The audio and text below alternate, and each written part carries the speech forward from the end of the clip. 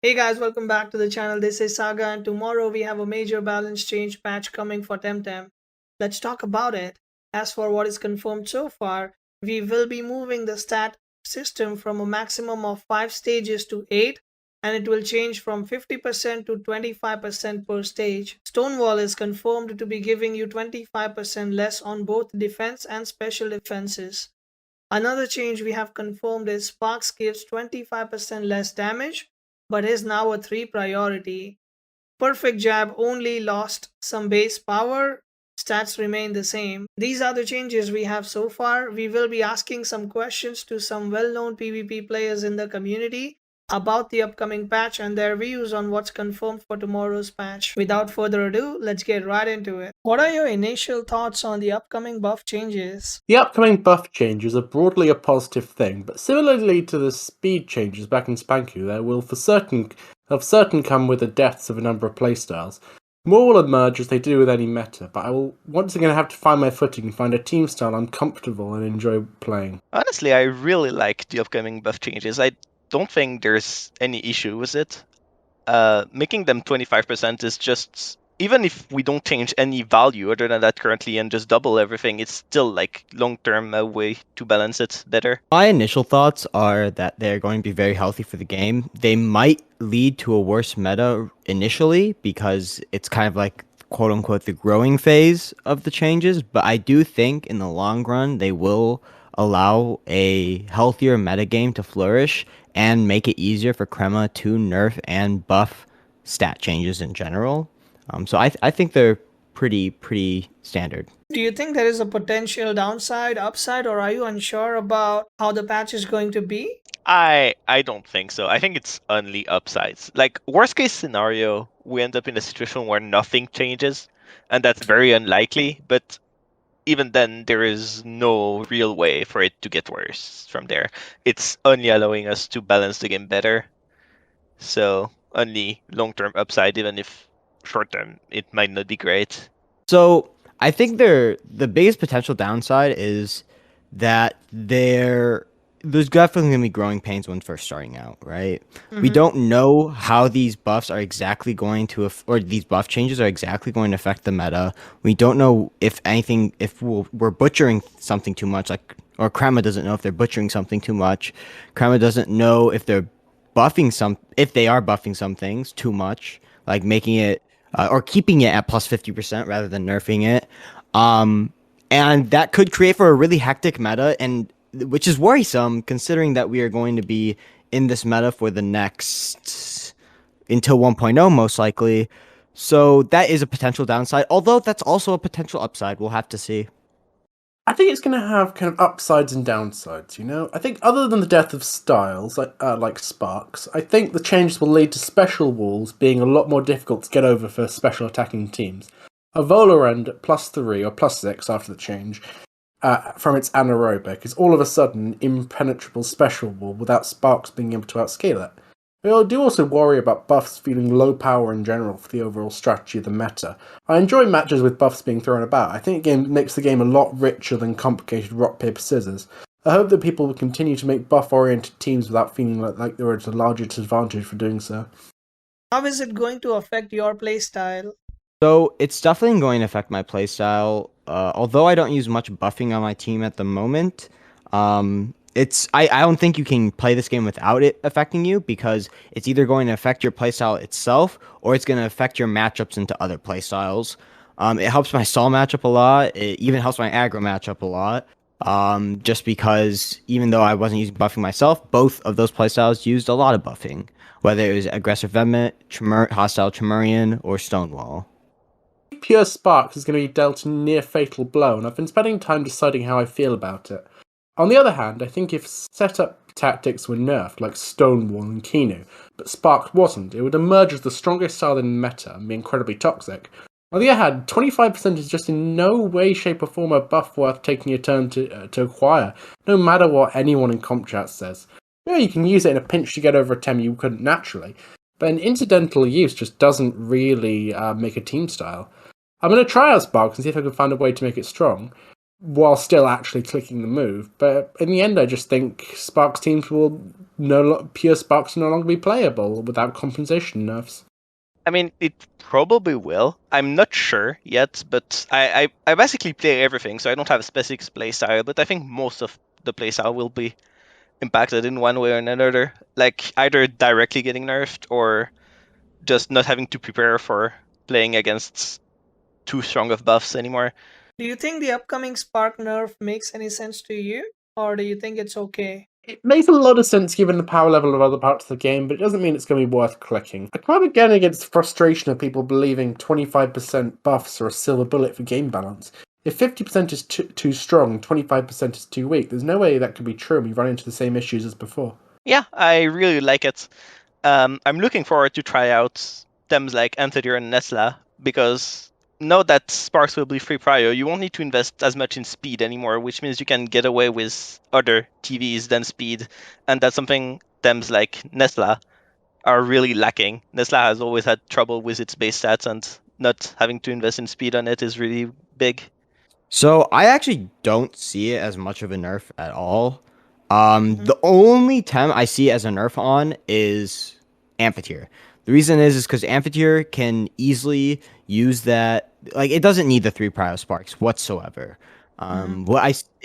With every other sparker though, I see it as a buff. 𝗬𝗏𝗇 gets helped out a crap load by it. Obi gets helped out a ton by it. 𝗬𝗏, being even though a nicher sparkser, gets helped out a ton by it. And Ragnet actually is a very viable sparkser now, considering that Sparks will outspeed its ally, right? So we could see dual teams where they have a Sparks mode and a PJab mode, especially with how strong PJab is most likely going to be. Do you think PJab got away with a small nerf? PJab losing half of its impact would definitely dumpster the team style and the move, but that's currently what's happening to Sparks. I don't think one PJab is on the same level as one Spark. The differential is not 25%, I can tell you that much. PJab may not last after the TEM you're attacking dies, but deals chip damage, it directly increases the damage of your allied TEM by a similar differential to Sparks, and it doesn't disappear if your TEM dies. If the game was being fair to all, PJab would become -1 instead of the proposed -2, with the new stat scores, but I also think that would kill another enjoyable and well-liked team style. I don't think so. I think it could maybe use even more of a stamina nerf because it's maybe too spammable, but I don't think you can lower the value of the debuff on it, otherwise it would always be worse than just clicking an offensive move. Yeah, the stamina also got increased on it by 2, but I don't think that's nearly enough to warrant not change. Like, so I don't think you can make PJab one stage. If you make PJab one stage, then it gets outclassed by, or it gets outpaced by buffing abilities or techniques. But making it only 19 stamina, like up from 17, sure, but only 19 stamina, the 10 base power is nice, right? But it's not enough, right? It's in the right direction, but it's not really enough. Do you expect Perfect Jab to be broken in the next patch, or at least in the first week it is going to be the next go-to thing? It's going to be broken, but I think it'll reach new heights in terms of the meta, especially bulky slingshot Skunch, which is already a really annoying TEM, but just the amount of momentum you get from one PJab, you get the minus defense, you get the plus speed, you get Skunch's hold up, which gets its 150 base power moves and its control option in 𝗬𝗏𝗃, and you're dealing chip damage on top of all of that. I think it's going to be like an A tier team zone, like a broken S tier. It's just going to be like the best thing, not necessarily broken. I think what's more going to be the problem is going to be the fact Tutsu, Skunch, 𝗧𝗵𝗶𝗶𝗺, and all the other melees, they are already really powerful TEMs, and with other styles being nerfed but PJab HSLAP being kept mostly the same, they are going to just emerge as once again the best TEMs in the meta. I think if the strongest PJab users were nerfed, then I think it'll be more acceptable, because Tataru PJab isn't winning any awards, as an example. Ragnet PJab isn't really is a mostly acceptable move, but PJab on these TEMs where they can do so much with it on top of just getting the jab is really what's toxic there. It might, because people will have to adapt to what's good or not, but I also believe that teams without buffs are also gonna be good. Maybe even better than PJab. Well, yeah, for sure. I think PJab's going to be insanely broken. Obviously, we'll have to see because a lot of the things that PJab enabled are going to be nerfed and are not going to be as strong. But I do think PJab's going to be very good. Do you think the Stonewall nerfs are justified, or you think it's a little bit too much? I do. I think it's still going to be a strong move after the nerf. One Stonewall still makes you very tanky on the physical side. I just don't think it's going to be like game winning if you land one Stonewall. Because at the moment, of course, depending on match rate, they've got like 8 𝗬𝗶𝗶s and I'm fucked. But if I get Stonewall on my nutbar moment, I can basically win the game off of that. What I'm hoping that is that after Stonewall gets nerfed, we see a wider variety of buff moves.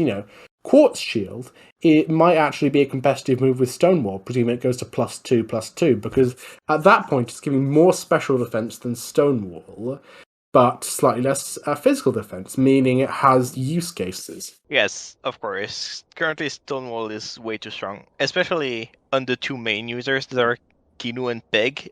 Them having like both healing and bamboozle or protector, and with nutrition bar being so good, the combo of everything makes it so that you can basically set up your TEM in front of virtually anything as long as they don't like double counter type you, which is very dumb. Like, it shouldn't be a thing.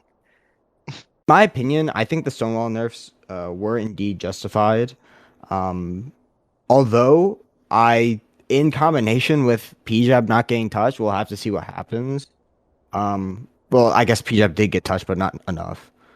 We'll have to see what happens, especially with the average power level going down in recent patches and this patch of turn 1 moves. I do think that Stonewall definitely needed a nerf, because if we nerfed Aggressor and Hostile, and we nerfed Lava Wave, Wastewater, and a bunch of other turn 1 moves the previous patch, Stonewall at +4/+2 would just be way too strong.